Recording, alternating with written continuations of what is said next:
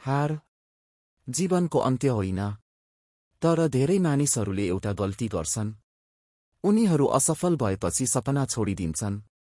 याद राख्नुहोस्, हार मान्नेहरू कहिल्यै जित्दैनन् र जित्नेहरू कहिल्यै हार मान्दैनन्। यदि आज तपाईँ सङ्घर्ष गरिरहनु भएको छ भने यो भिडियो अन्तिमसम्म सुन्नुहोस्, किनकि सायद यही शब्दहरूले तपाईँको जीवन बदल्न सक्छ। सफलता कसैलाई उपहारमा मिल्दैन। सफल हुन चाहने प्रत्येक व्यक्तिले सङ्घर्ष, असफलता, आलोचना र पीडा पार गर्नै पर्छ। बच्चा हिँड्न सिक्दा कति पटक लड्छ? एक पटक, दुई पटक होइन, ऊ पटक पटक लड्छ, तर कहिल्यै हिँड्ने प्रयास छोड्दैन। त्यसैले एक दिन ऊ दौडिन पनि सिक्छ। त्यसैगरी तपाईको जीवनमा आएको असफलता पनि तपाईलाई रोक्न होइन, अझ बलियो बनाउन आएको हो। धेरै मानिसहरू लक्ष्यभन्दा एक कदम अगाडि पुगेर हार मान्छन्। उनीहरूलाई थाहा नै हुँदैन कि सफलता त केवल अर्को प्रयासको दूरीमा थियो। यदि तपाईलाई सबैले असम्भव भन्छन् भने त्यसलाई आफ्नो कमजोरी होइन, प्रेरणा बनाउनुहोस्।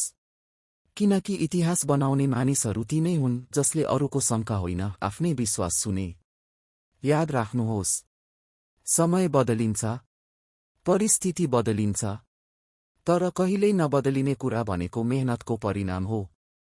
आजको पसिना नै भोलिको सफलता हो।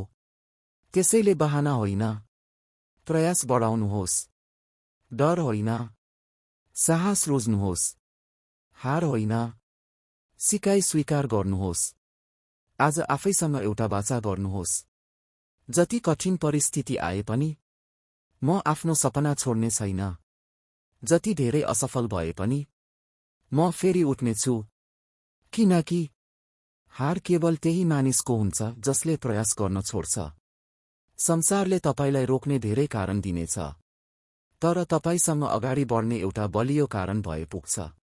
त्यसैले उठ्नुहोस्, फेरि सुरु गर्नुहोस्, अझ मेहनत गर्नुहोस् र संसारलाई प्रमाणित गरिदिनुहोस् कि हार तपाईको कथा होइन, सफलता नै तपाईको परिचय बन्नेछ। किनकि हार मान्नेहरू कहिल्यै जित्दैनन् र अन्तिमसम्म लड्नेहरूलाई संसारले एक दिन सफल भनेर चिन्छ।